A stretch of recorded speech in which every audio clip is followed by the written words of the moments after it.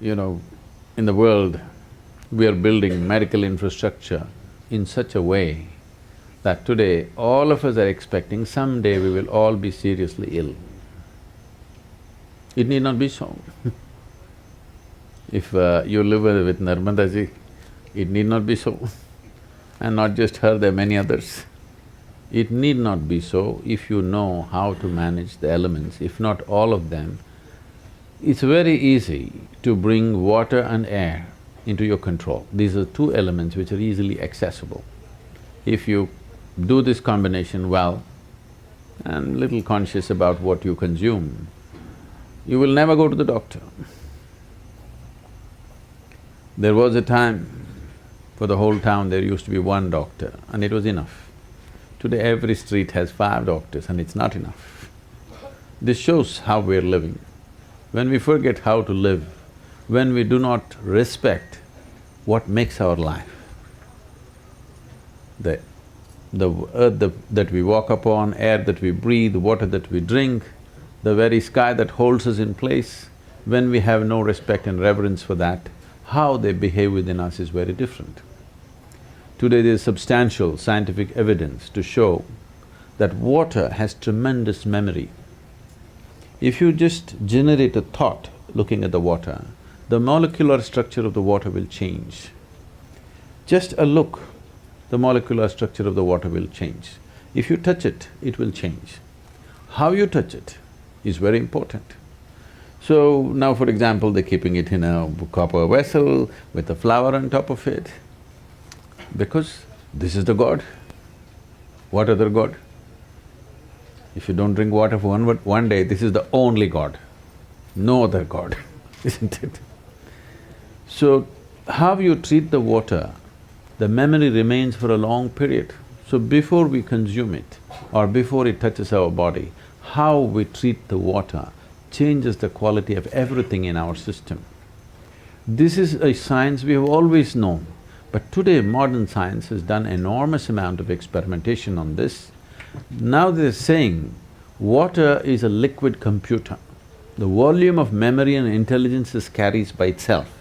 It is a liquid computer, this is what they're saying, it's a fluid computer. We have always known this. What is called as tirth, why for one drop of water people go and stand in a temple, is because it has the memory of the divine. You want to take that into your system. If the deity is powerful and the water has touched the deity, it has the memory of the divine, you want that to enter your system. But being in a pure space like this, it's a blessing. If… there are certain ways with which you can be in the water. If one does that, every ailment, all chronic ailments will go. There are infectious diseases and chronic ailments. Infectious diseases are an invasion from outside. Other organisms are entering our body and troubling us. For this you need a doctor. You need warfare, you have to bomb them out. Chemical warfare is normally what we're doing. But over 70% of human ailments are self-help. We manufacture that within our system. This is simply because fundamentally, the way we are treating the elements within ourselves and around ourselves. The so-called modern life has absolutely no reverence to the substances which make our life. The life-making material is being treated badly and we're expecting it'll behave well within us and it will not. So being here at Narmada, it's time we bring back this culture because it's gone a full circle. Now modern science is insisting that water, the way you treat it is the way it's going to behave within you. And we must learn to treat it well. If we want to be healthy, if we want to be well, if we want to be successful, if we want to be prosperous, for all these things it's important the elements within you cooperate. If they don't cooperate, nothing will work.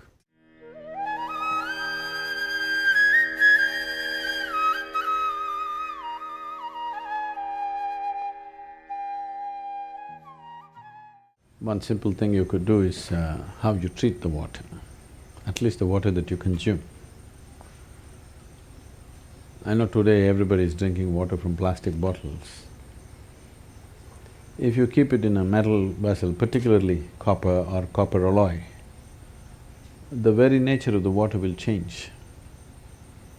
And traditionally, I don't know if it's still maintained in this part of the country, but in southern India, even now it's pretty common in traditional homes, where every day there is a puja for the water vessel.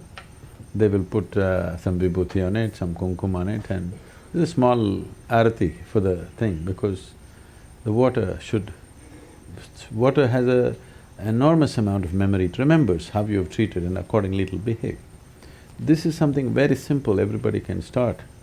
And as a part of this, in Tamil Nadu, we've been encouraging people to use copper vessels, pure copper vessels, because copper is such a…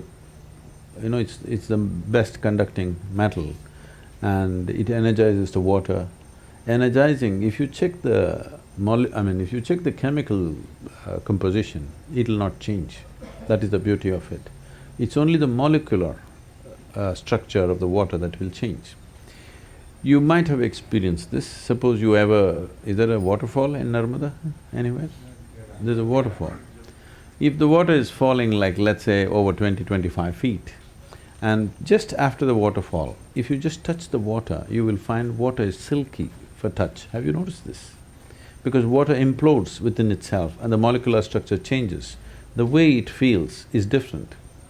Today, they have created what is called as water imploding machines. You can implode the water with a machine, it just churns it in a certain way and implodes it. It has been found that if you use water imploding machines, with 10% of the water, you can grow the plants the same way as you're growing. The water consumption will come down. With 10% of water, the plants will yield the same, because the imploded water becomes silky and its ability to become a part of the plant system or tree is much, much better. So, if you're in agriculture, imploding machines can come. It's… some people have patented it in UK. We are trying to bring some machines and give this service to the local farmers in Tamil Nadu so that people can use imploded water and their water consumption in the fields will come down dramatically, because how long you pump the water, electricity not being free these days, it gets very expensive for the farmer. If the amount of water he needs to pump on his field is much less, it'll make a big difference. For daily consumption, just a copper vessel, every day if you have something, if you light a lamp next to it, if necessary, just one flower, the very way the water behaves within you will change. And before you consume just one moment of gratitude and reverence, because this is the material with which you're making your life, not with some unknown god. This is the material that makes your life every moment. And how you treat it is very important in your emotion, in your thought. If you hold water as… if you don't even have to think Devi stuff, you just understand the reality. The fact of it is, without it you cannot survive. Yes? Whatever is the basis of your survival, you bow down, isn't it? So the water, the food, just bringing that reverence, you will see the volume that you consume will also come down and the way it behaves within you will come down. If you don't catch an infection, if you treat these elements properly, as I said earlier, most probably you won't see a doctor's face unless you're one.